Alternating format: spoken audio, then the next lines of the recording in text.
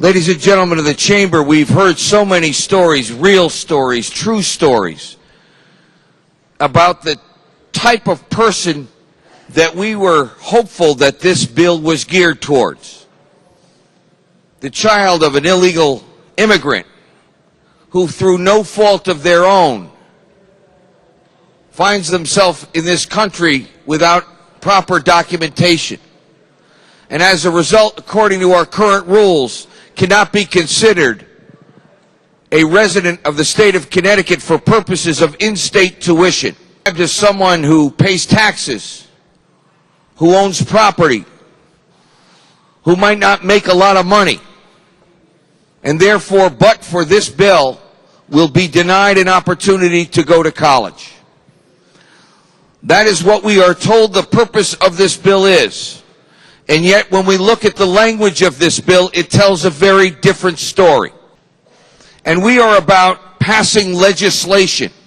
Legislation that will be interpreted by people we've never met, that will be in front of legislatures for years to come. Sometimes there's a misconception that unless we pass this bill, someone who is not a legal resident of the state of Connecticut cannot go to college. False. False. Every illegal alien can go to college in the United States of America and in the state of Connecticut. That's not the issue here. No one has been denied admission to a school of higher education in Connecticut because they're an illegal immigrant. We have never done that. The issue is whether that student pays out-of-state tuition or in-state tuition.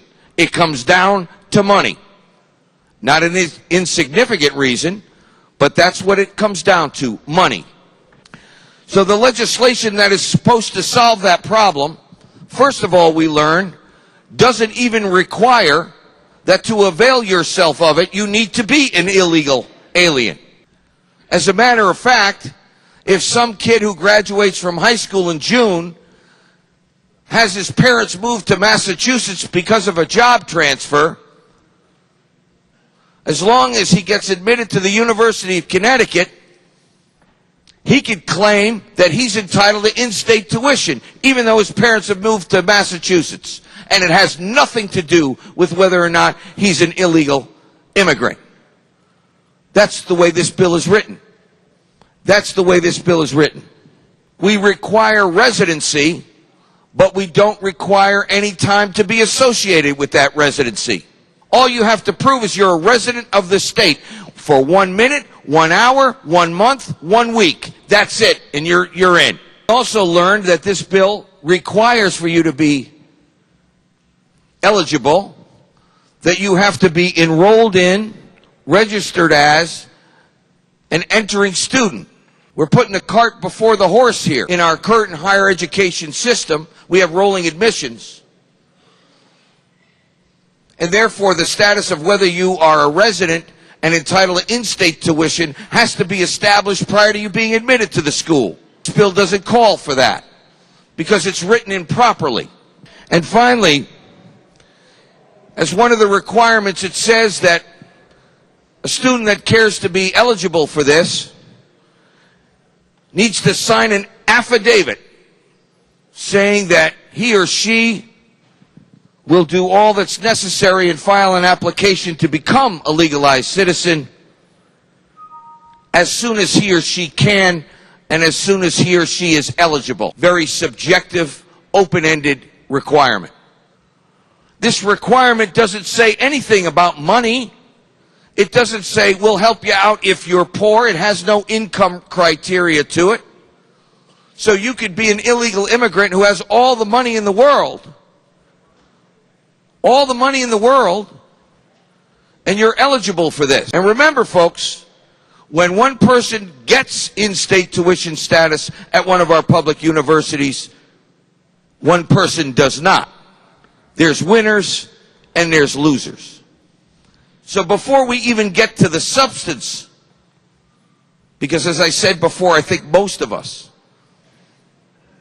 whether you're going to vote for this or not, have a soft spot for the kind of student that was described by so many here. And you would assume that the piece of legislation we're about to vote on